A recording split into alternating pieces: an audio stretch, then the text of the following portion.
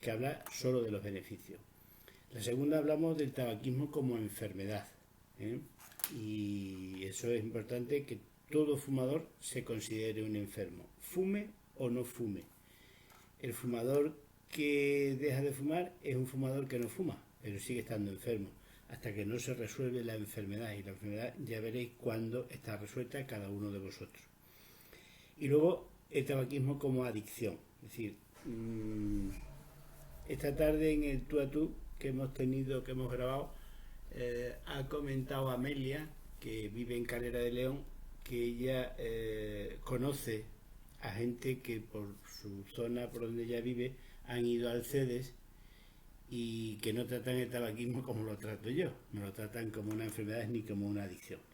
Evidentemente, cada persona lo puede tratar de una manera, pero el tabaquismo es una adicción pura y dura, es decir, es la adicción más clara que hay.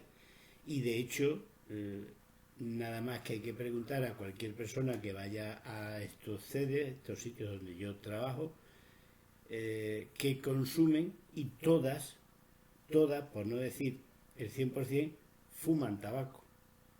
Todas las que van por consumo de alcohol, fuman. Todas las que van por cocaína, fuman. Todas las que van por porro, fuman. Todas las que van por otras sustancias, suelen ser fumadoras. Excepto en algunos casos, por ejemplo, de mujeres con abuso de benzodiazepina, en los que puede no haber tabaquismo, en el resto está en casi todas.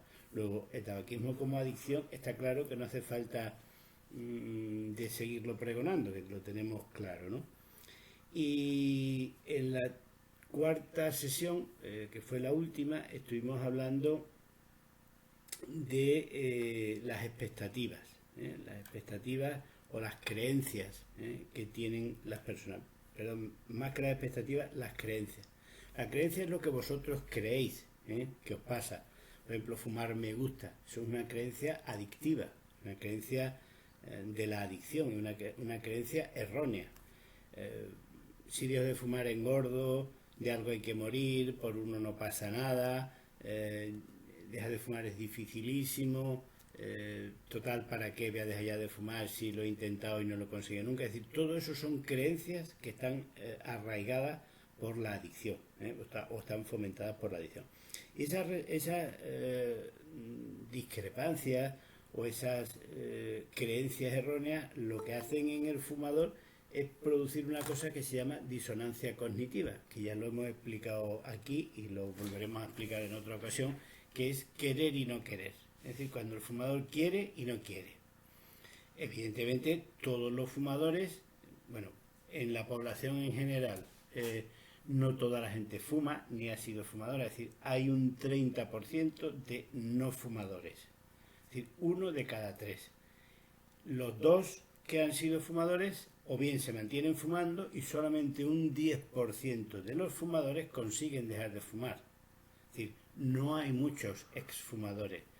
¿Esto por qué os lo recalco? Pues para que veáis que una de las principales características del tabaquismo como enfermedad adictiva es que las posibilidades de recaída son muy grandes. Es decir, una persona puede volver a recaer después de un bautizo, en una comunión o en una procesión, porque socialmente está muy aceptado.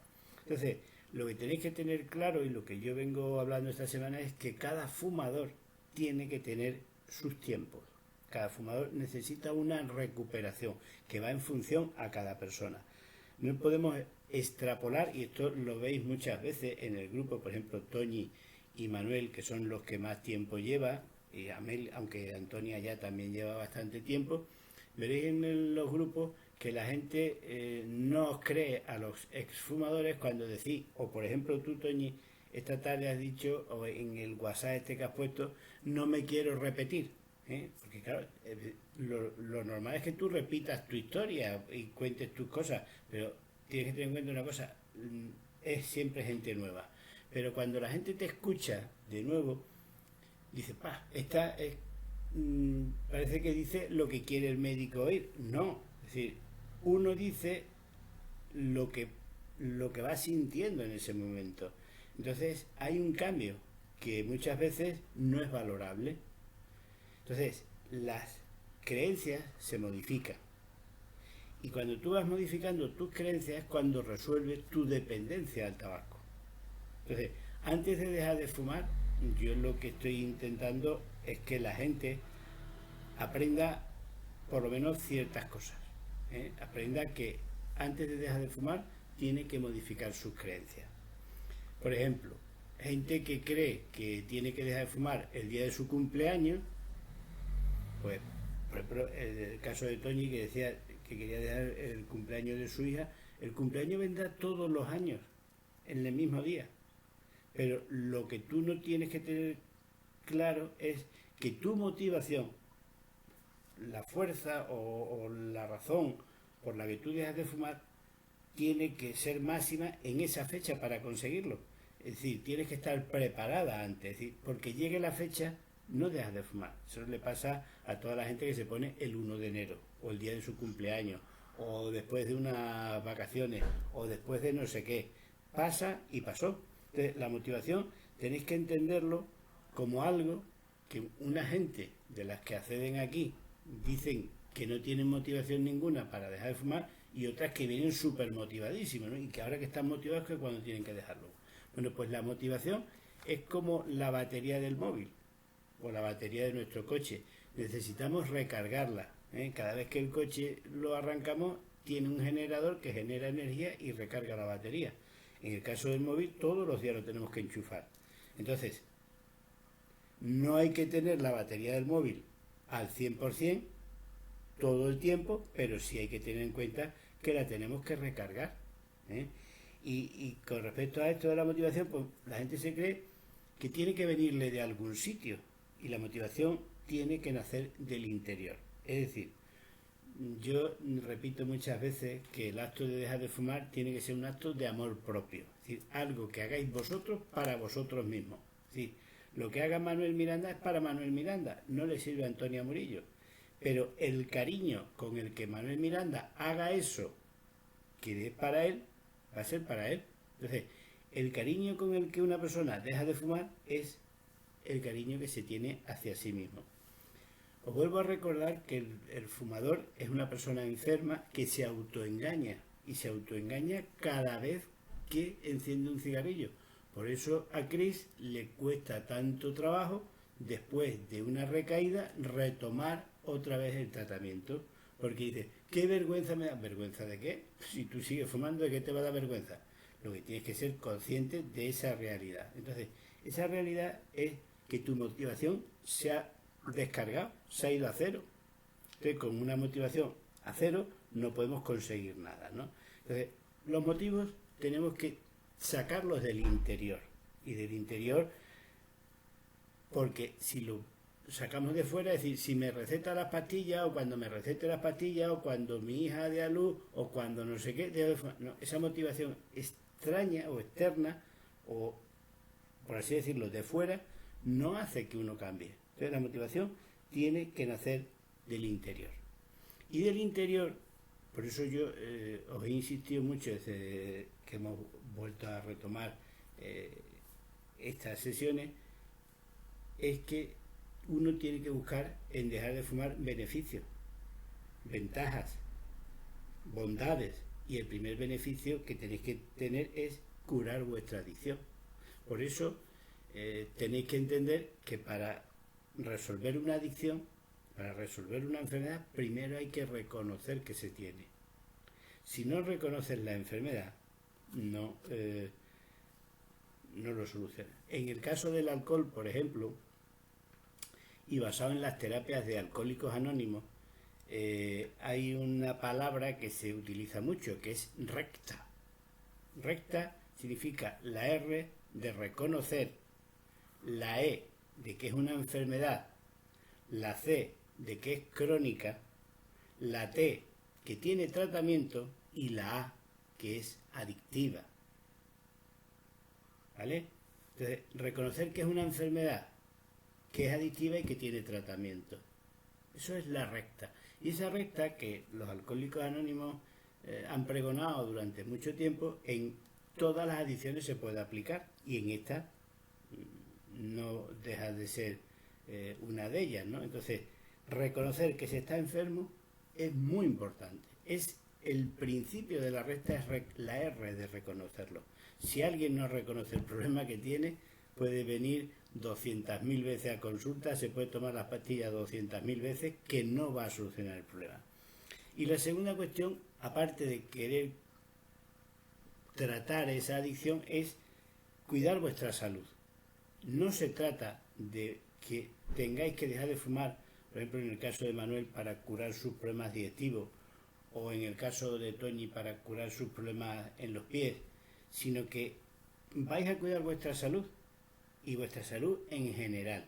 Entonces habrá que recuperar la parte que se ha enfermado, pero también vamos a tratar la parte que no está enferma. Y ahí es donde entraría lo que es la prevención de posibles enfermedades. Es decir, cuando una persona deja de fumar, y esto se lo explicaba yo esta mañana a la gerente que la he invitado para que entrase al grupo de Orellana, aunque solamente había dos, que el enfermo, que el fumador es un enfermo y que ese enfermo no se reconoce como enfermo. Entonces, los primeros eslabones de este tratamiento es hacer ese trabajo.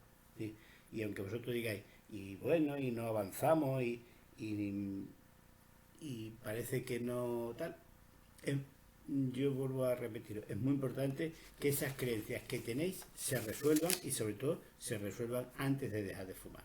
Y la tercera cuestión o el tercer motivo que suelen tener las personas, también vosotros pasáis de puntillas de ello, que es el gasto económico. Es decir, el tabaquismo es una enfermedad social que genera mucho gasto, que no es consciente el fumador, es consciente una vez que deja de fumar y se le hace ver de que tiene que ahorrar eso que quemaba, pero no es consciente, es decir, está, por así decirlo, secuestrado a hacer una cosa que no quiere y que le va a encadenar a seguirla haciendo, pero gastando dinero a diario, es decir, todos los días del mes, todos los días del año. Y durante muchos años, en el caso de Toñi, durante 45 años, ¿no? Entonces, desde el punto de vista económico, esto es una cuestión que es muy importante. Bueno, pues yo digo una cosa, si no nace del corazón de que tú quieras reconocer ese problema, si no nace de tu corazón de que tú quieras cuidar tu salud, y si no nace de tu corazón de que tú quieras mejorar tu economía, difícilmente una persona pueda hacer esto, porque sea el cumpleaños de su hija, sea el 1 de enero o hayas terminado la campaña de las aceitunas. Es decir, por una motivación externa no se deja de fumar. Entonces, los motivos tenéis que tener en cuenta como la batería del móvil, que es la energía que os va a mover. Y hay que renovarlo, y hay que mantenerlo. Por eso, en el caso de Chris, le puede costar tanto adherirse a estas sesiones online a las que tiene derecho a asociarse porque es socia de ATAES, pero le falta motivación. Entonces la motivación tiene que nacer de ella y uno no se da cuenta de que si abandona el seguimiento, la motivación no le va a venir por inspiración divina, ¿no? Después otra cosa también importante y que yo no suelo hablar mucho, pero lo hablo algo al principio, y que esto no es cuestión de fuerza de voluntad, Lo de la fuerza de voluntad es otra creencia adictiva, otra creencia errónea. Salir de una adicción supone resolver una enfermedad, y supone hacer un esfuerzo bastante importante, ¿no? Es como si tuviésemos que mover, por así decirlo, un elefante, ¿no?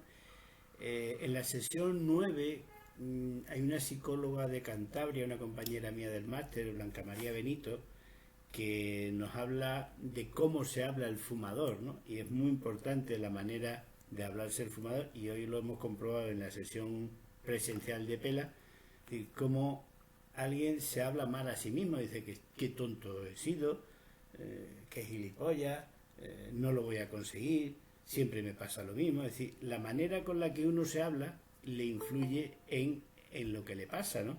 Entonces, para que veáis cómo esto no es cuestión de fuerza de voluntad, Blanca ponía un ejemplo que es que lo hemos visto todos, ¿no? O casi todos, ¿no? Casi todos hemos tenido la oportunidad alguna vez de ir al circo y de ver un elefante, ¿no? Un elefante es un animal muy grande y que pesa mucho y que es muy fuerte, es decir, un elefante tiene mucha fuerza. Bueno, pues imaginaros a un niño que va a ver por primera vez al circo y ve a un elefante pues levantar un peso con una cesta, con personas dentro, con su trompa, y es capaz de levantarlo y es capaz de subirse a unos taburetes y es capaz de hacer malabarismos, ¿no? Y, y esa niña también piensa que el elefante es un animal muy pesado, muy poderoso, muy fuerte, ¿no? Y le extraña cuando lo ve al día siguiente o a los 2 o 3 días, lo ve atado a una estaca y con una cuerda pequeñita y el elefante sin moverse allí alrededor del circo. Entonces se le ocurre preguntarle a su madre y dice, mamá, ¿y este animal con la fuerza que tiene, cómo no se escapa? Y le explica a la madre, pues mira hija, este animal no se escapa porque desde pequeñito lo han atado a una estaca y con una soga. Y el elefante cuando era pequeñito quiso separarse o quiso desatarse y no ha sido capaz nunca. Entonces el elefante ha aprendido que cada vez que tiene la soga puesta no se puede mover y no se mueve. Y el elefante tiene mucha fuerza pero no la desarrolla. Pues eso es lo mismo que pasa al fumador. El fumador tiene mucha fuerza, es capaz de muchas cosas, porque Toñi tiene mucha fuerza, Álvaro tiene mucha fuerza, Manuel tiene mucha fuerza, Antonia tiene mucha fuerza, todos tienen mucha fuerza. Lo que pasa es que no la habéis desarrollado para dejar de fumar hasta que no alguien nos ha dicho cómo tenéis que hacerlo. Porque habéis creído siempre que no podíais. Entonces, no es cuestión de fuerza de voluntad, es cuestión de voluntad. Cris, tienes abierto el... y suena ahí un reloj, exactamente. Entonces, eso es una creencia que es adictiva y sobre todo sirven para que no os mováis, para teneros ahí. Entonces decimos y comparamos a la adicción como una enfermedad como cuando alguien está secuestrado. Está muchas veces aliado con su secuestrador, está conforme. El secuestrador es el tabaco y está conforme con el tabaco y sabe que le viene mal pero sigue fumando, ¿no? Y muchas veces pensamos eso, ¿cuánta voluntad se necesita para dejar de fumar? Pues no se necesita ni mucha ni poca, se necesita tener voluntad y tener voluntad es querer.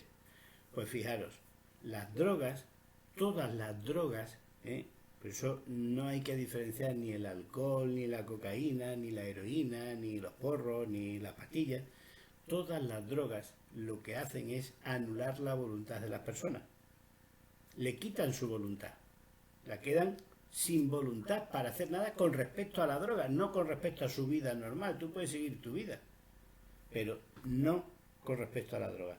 La única misión de la adicción es suministrarse la siguiente dosis. Tú te suministras la siguiente dosis y ya está. O tener la previsión para no quedarte sin ella. ¿Vale?